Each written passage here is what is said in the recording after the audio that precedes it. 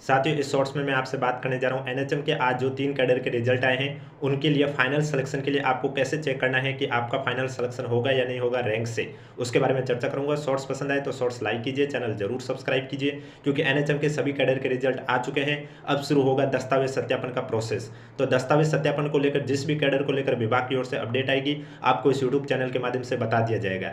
जिन भी साथियों को एनएचएम एग्जाम से जुड़ी कोई भी अपडेट समय पर नहीं मिल पाती है, चाहे वो डॉक्यूमेंट वेरिफिकेशन को लेकर हो, टाइपिंग टेस्ट को लेकर हो या रिजल्ट को लेकर हो, आपको इस यूट्यूब चैनल के माध्यम से जरूर बताया जाएगा। इसलिए चैनल जरूर सब्सक्राइब करें और शॉर्ट्स पसंद आए तो शॉर्ट्स को लाइक भी जरूर करें।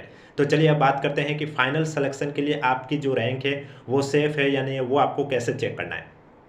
आप जिस भी कैटेगरी के हो, जैसे कि एक कैंडिडेट ओबीसी कैटेगरी का है, वो चेक करना चाहता है क्योंकि उसका फाइनल सिलेक्शन होगा या नहीं होगा जिस भी परीक्षा के लिए, चाहे वो लैब टेक्नीशियन का देखे, नर्सिंग ट्यूटर का देखे या जीएनएम का देखे। तो उसके लिए सबसे पहले उसे पता होना चाहिए पदों का वर्गीकरण, यानी कि जिस भी एग्जाम के लिए देख रहे हो उस एग्जाम के पदों का वर्गीकरण आपको देखना है। उसमें सबसे पहले आपको हॉरिजेंटल वालों को माइनस कर देना है। उसके बाद आपको ये देखना है सबसे पहले कि आपका जनरल से सिलेक्शन हो रहा है या नहीं हो रहा है। अब वो कैसे चेक करेंगे, आपको पता होना चाहिए जनरल में कितने पद है। जैसे कि आपकी रैंक माना कि ओबीसी में 220 नंबर पर रैंक है और आप देखते हैं कि जनरल में 120 पद हैं किसी भी एग्जाम के लिए, मैं एग्जांपल के थ्रू समझा रहा हूं। तो अगर आपकी रैंक 220 है और जनरल में 120 ही पद है तो इसका मतलब आपका सिलेक्शन जनरल से तो नहीं होगा क्योंकि जनरल से सिलेक्शन 120 रैंक तक वालों का होगा। अब आप चेक करना चाहते हो ओबीसी में, तो आपको क्या करना होगा, 120 के बाद से काउंट करना शुरू करना होगा और आपकी जो रैंक है 220, तो वहां तक आपको काउंट करना होगा। वहां तक काउंट करने पर पता चलता है कि आपकी रैंक आती है 60 नंबर पर और फिर आप चेक करोगे कि ओबीसी में पद कितने हैं।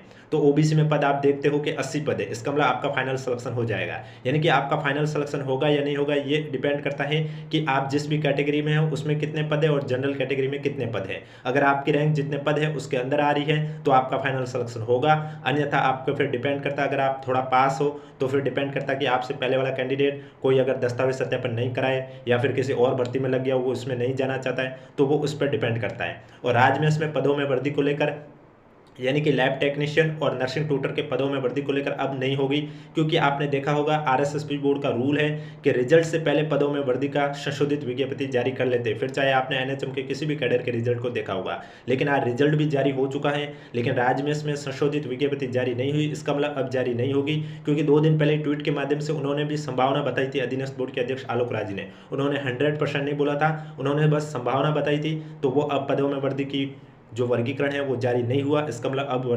वर्गीकरण भी जारी नहीं होगा।